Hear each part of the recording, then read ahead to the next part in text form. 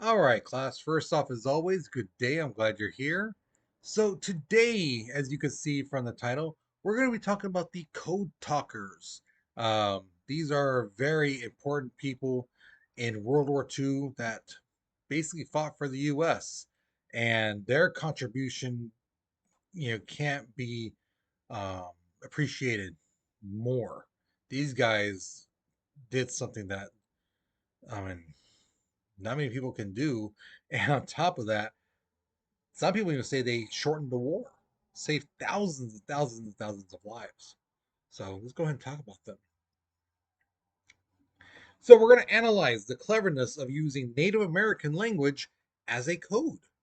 We're going to examine who America First was, and we're going to create an argument on whether Native American code talkers should have joined the war.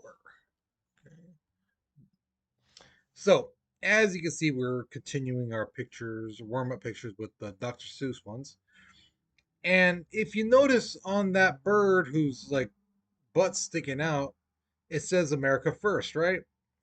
And if you notice, his head's in the ground, and he's like he's chewing on the roots of that tree. Okay. Now the Uncle Sam bird is, you can read that he's yelling at him saying, "Hey, hide if you have to, but by thunder, stop nibbling." Okay, so if you look at the tree where the Uncle Sam bird is, you'll see there's a word on there. That's what it's representing, that tree. So look at the picture, analyze it, and think to yourself, what happens to a tree when the roots are gone? Okay, that should help you out answer this question. So think about it, write your response, because we're moving on in three, two, one. So America First was a group led by an American hero named Charles Lindbergh. Charles Lindbergh is the first man to fly solo across the Atlantic Ocean. Now, he was known worldwide for what he did. And in America, he's seen as like a true American hero and stuff like that. So when America, before the war happened, or I should say when the war started happening and the United States wasn't in the war yet, he was part of this group that said we should not be involved. This war has nothing to do with us. Let that go on in Europe. That has nothing to do with us. Other people, famous people who were in this group, was like Walt Disney. He was part of America First. Now, the thing is, when Pearl Harbor happened, this group basically shut their mouth and they kind of like dissolved. They went away because they knew if they were to continue on saying, well, we shouldn't be in this war, there's going to be a lot of Americans going, wait, what? Japan just bombed us, killed a bunch of our civilians, killed a bunch of our military men, and we're just going to, you want us to lay down and take it? No. So they knew they would upset a lot of Americans. And so they kind of went away. But now, current day, what's happening in Ukraine, what's happening with Israel and Palestine, this group is now actually starting to come back, and they're telling people just like they did back then, we shouldn't be in those places. We should get out of that place and some of that. So, December 7th, Japan attacks Pearl Harbor, right? December 8th, we declare war against Japan. December 11th, Germany and Italy declare war on us. Because remember, Germany, Italy, and Japan are part of the Axis. They're allies with one another. Okay, they're buddies. So because the United States declared war on Japan, they're declaring war on us. Now, basically a month afterwards, uh, 8 ships are blown up by German U-boats right outside Manhattan. This is something not many people know about. But yeah, the German U-boats, the submarines got really close to the East Coast and they're sinking ships. 2 weeks later, they sink about another 25 ships, all along the East Coast, up in near, Massachusetts, all the way down to like South Carolina. And by June, basically like 6 months later, in total, they sunk another 230 ships.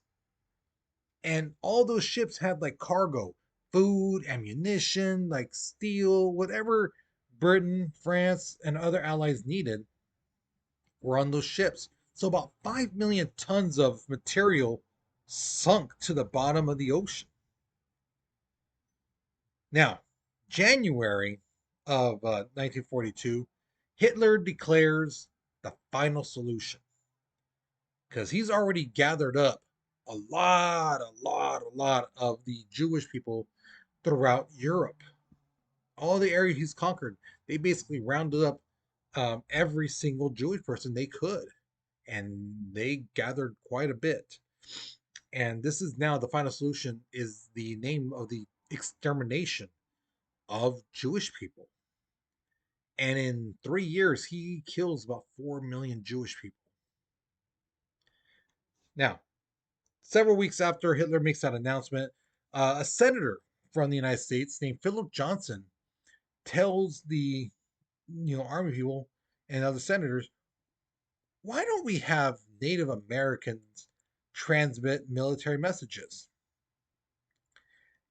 And a lot of these guys were like, wait, what? What? Native Americans? Why? That's the stupidest idea we've ever heard. Why would we have Native Americans? And he said, basically tells them, tell me, what other country do they speak Navajo? What other country do they speak, you know, Cherokee, Pawnee, Choctaw? Where do they speak these languages? Where else in the world? And the answer is nowhere.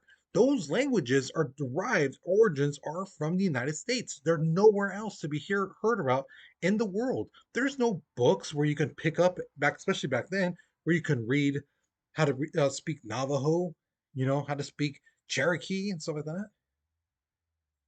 And that's where a lot of the guys were like, oh, I see oh, that's good. Oh, yeah, that's a good one. So these guys became known as code talkers. So Code Talker was a name given to American Indians who used their tribal language to send secret messages. Now, yes, a large majority of the people were Navajo, but there was also Comanches, Cherokees, like I said, Blackhawks, Choctaws, Pawnees. There was like 12 other tribes that sent people um, to join the war. Now, here's the irony of this whole situation. The Native Americans, have been um, basically stripped of their heritage and their land, their customs. And so a lot of government, schoolings and religious schools basically took them in and said, you can't be having your hair like that, you can't be dressing like that, you know.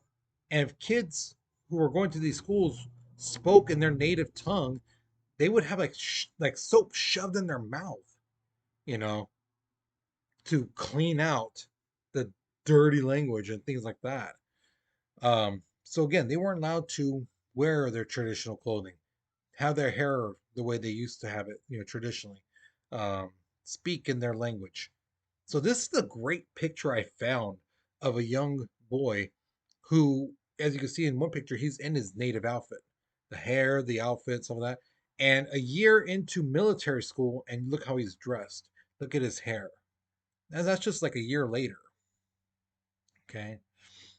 And now all of a sudden the government's like, hey, why don't we use your language?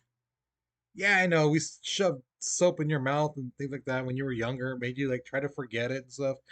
But we really need you to start using it again. So the Navajos came up with a code. This was known as Type 1 code, in which basically they took 26 Navajo terms and translated to mean an individual letter in the English language. So an example would be like Walachi, which is ant. Now the first letter in the word ant is A, and that's what they would say. Okay, A and D, things like that. They would just go letter by letter. Well, after a while, they realized, yeah, it's going to take forever to say there's a submarine southeast of where we're at. It's going to take a while to send that message. So that's where they came up with Type 2 code, and which it contained words that could translate straight to English. Now, at first, they had 211 words, and then it got expanded to 411. And this Type 2 basically had military words and names that originally Navajo never used that word, or they never heard of that word. It didn't exist, but they could add something to mean it. So a great example would be like submarine. Navajos didn't know what a submarine was, especially the ancient people when the language was being used. Submarine was not a word to be used, but they could use two words to mean submarine, and that would be like besh lo, iron fish. They knew what iron was, and they knew what a fish was. So you combine it, iron fish, submarine. Okay. So these guys, when they're in battle, there was always two of them together. One guy was the radio operator. This guy was the one, turning the dials and trying to, get to, send the message to battleships or other groups and some of that. And the other guy was the relay man, the person who said the code, who translated it from Navajo to English and in English to Navajo and some of that. That was their job. Okay.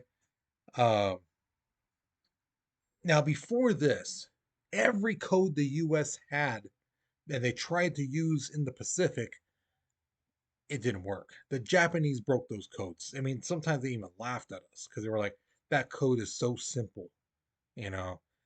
Um, so they knew what we were doing because they broke the code, and then they would, attack us and stop us, get in our way when if we're going somewhere. So yeah, it was pretty bad. But when the code talkers came, things changed. Now, the code talkers show great efficiency and accuracy under pressure. Bullets are flying past them, bombs are exploding around them, people next to them are dying, falling right in front of them. These guys are still sending the messages, still receiving them, right? During the Battle of Iwo Jima, which was a crucial battle in World War II, the Native American code talkers sent over 800 messages back and forth between the soldiers on the field, the battleships out in the water, and just all around. Every single one of those messages was transmitted and received without an error. These guys did not mess up once. And like I said, bombs are blowing up everywhere. People are dying. Bullets are flying left and right. They did not once say, like, repeat that. I didn't get that. They no. That's how good these guys were. And also, to make it even more impressive, these guys never wrote down the messages to remember, like, so go east 20 miles. And no, they didn't do that. They kept it in their head.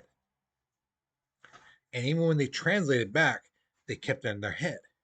They never wrote anything down. So imagine bullets flying, bodies everywhere, like I said before, and still remembering a crucial message.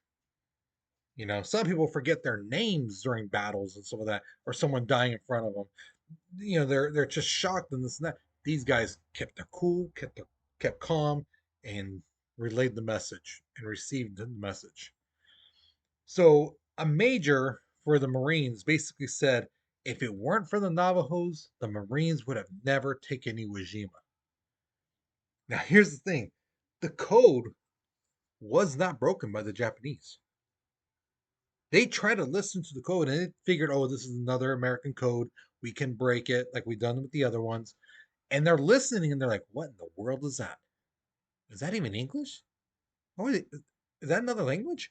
And they're trying so desperately to listen and see if it's rhythmic. Is it, letters? And they're like, how the heck do you spell that?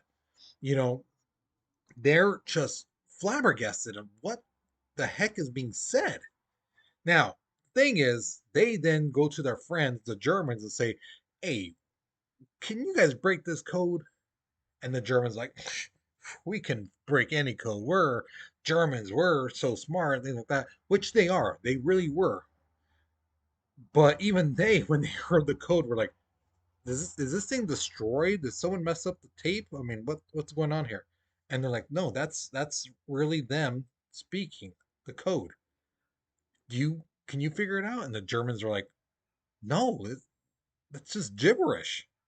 Are you sure this is a code, or is this a trick that the Americans are doing?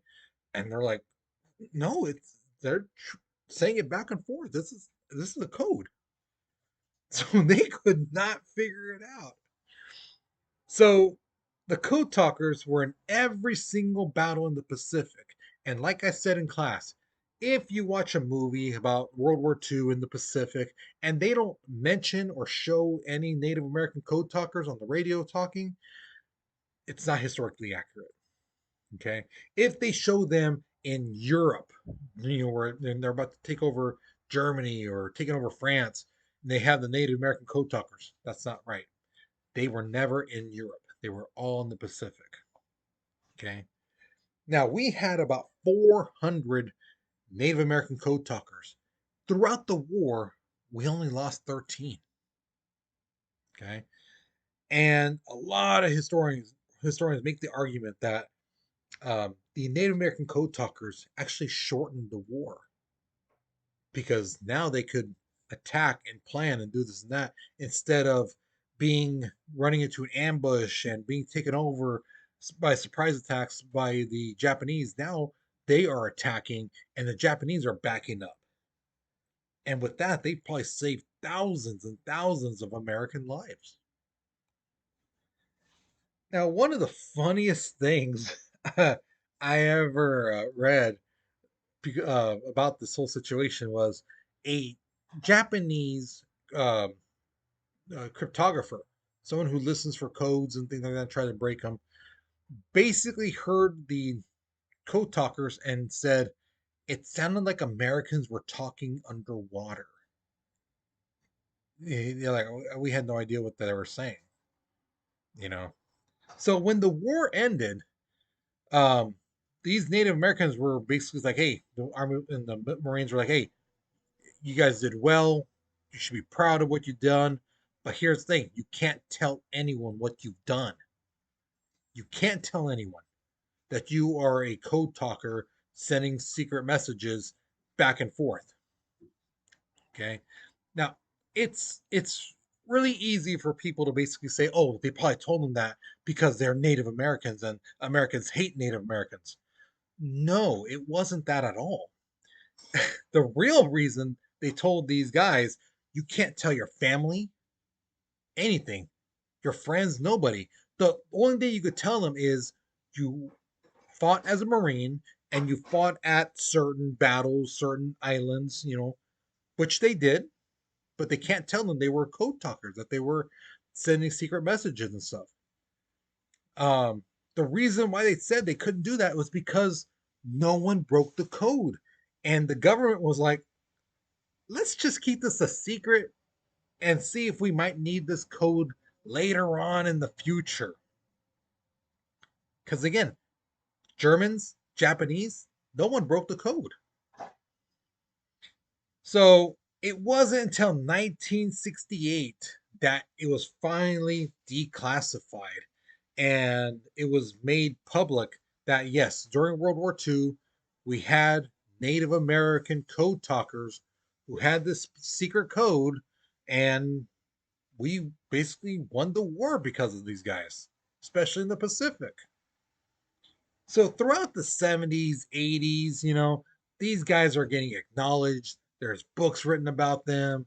They're put on stamps and things like that. They're getting acknowledgement and they're receiving the praise and the accolades that they truly deserve. In 2001, they actually received the Congressional Gold Medals. They even received the Presidential Medal of Freedom. So, yeah, they've been getting a lot of awards and recognition that they truly do deserve. But sadly, just like how it is in life, a lot of these guys are passing away. And of the 400 Native American code talkers, we only have 3 alive to this day. And the last time I checked was about 3 weeks ago. I, checked online and I found articles talking about these guys, and they said that yeah, there's still 3, and that was on October 10th, 2023, is when that article came out. So yeah, and since I've been teaching this lesson, when I first started in really teaching this lesson in class, there were 5 guys who were alive, and since then I've been putting when they passed away, how old they were, and stuff like that. So the only guys who are still alive is Thomas Begay, John Kinsel Sr., and Peter McDowell. Okay. So with that being said, guys, hopefully you enjoyed this lesson. Hopefully you learned something new and you have some appreciation, especially for what these guys did. Um, Now, I probably did not give you this packet for the Native Americans assignment that you guys have in class, because I probably didn't want you to take it home and then lose it, because the packet's pretty thick. Okay. So when you come to class and you turn this assignment in, um, remind me to give you code, the code sheet, and the packet. Okay. So you guys can get it done. You have basically this whole grading period to get it done. Um, and some students in class finished I think there's like 10, 12 codes. Some people already finished 4, you know. So you have the whole grading period to get it done. Okay. So with that being said, guys, hopefully you learned something new. Hopefully you enjoyed this lesson. Um, and you guys, you take care, you be safe, and I'll see you guys later.